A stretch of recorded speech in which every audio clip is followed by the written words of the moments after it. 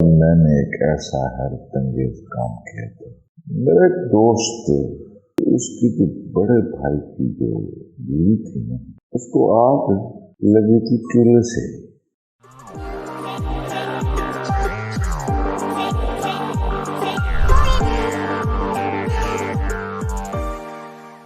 بچوں قصہ یہ ہے، یہ میرے بچپن کا ہے، چھوٹا سا تھا نا، اور میں نے ایک ایسا حیرت انگیز کام کیا تھا جس پر مجھے آج بھی فخر ہے۔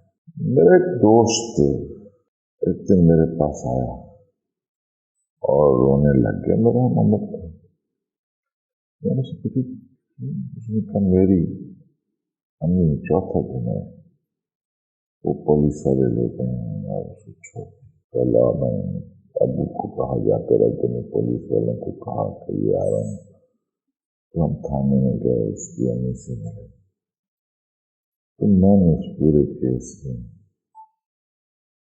یا تو پتہ نہیں سے کیا ہوا، وہ یہ تھا کہ اس کی جو بڑے بھائی کی جو بیوی تھی نا، اس کو آگ لگ گئی اور وہ مر گئی۔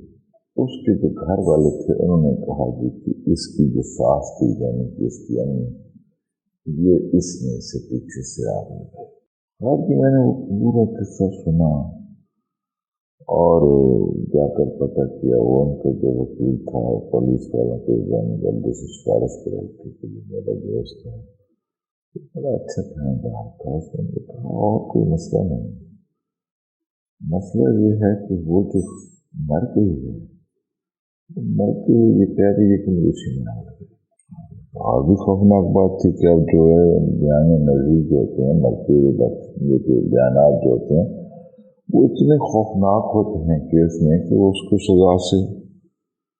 اور میں نے پھر اس کی امی سے ملا تو اس کی امی نے مجھے کہا کہ یہ قرآن شریف پڑھ رہی تھی، میرے سامنے بھی قرآن شریف پڑھا۔ میں نے اسے آگ نہیں لگائی، بلکہ میں تو اس وقت مجھے پتہ ہی بعد میں تھا۔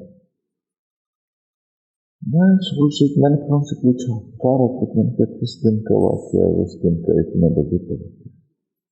میں نے سوچا میں اس وقت کہاں تھا، کیسے میں نے پڑھا۔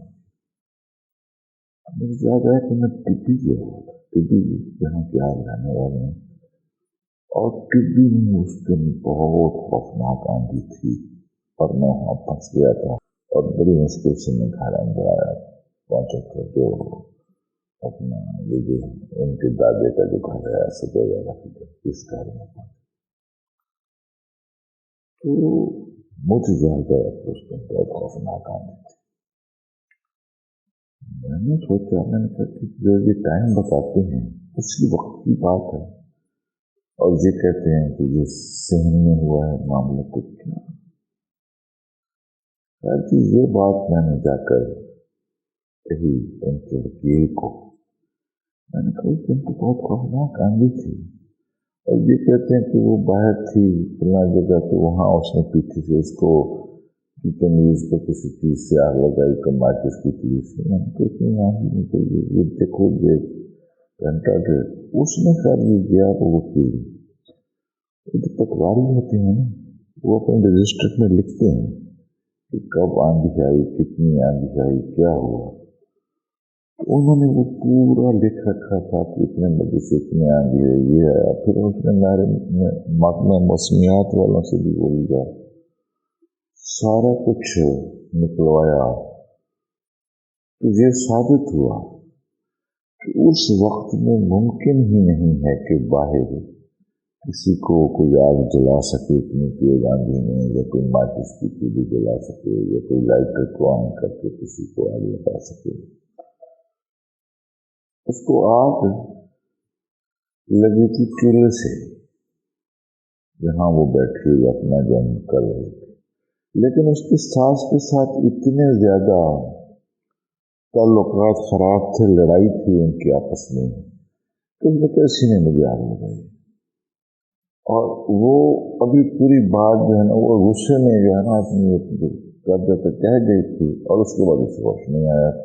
اس سارے ثبوتوں کی وجہ سے جج نے اس کی امی کو رہا کر دیا کہ یہ ممکن نہیں ہے کہ یہ اس وقت اس کو اس ٹائم میں آگ لگائی جا سکے۔ سو آج بھی میں جب یہ بات سوچتا ہوں کہ میں نے وہ آندھی والی بات کی تھی اور وہ سارا کچھ، اور اس کی وجہ سے ایک بے گناہ عورت ساری زندگی جیل سے سڑنے سے بچ گئی تھی، تو مجھے بڑی خوشی ہوئی۔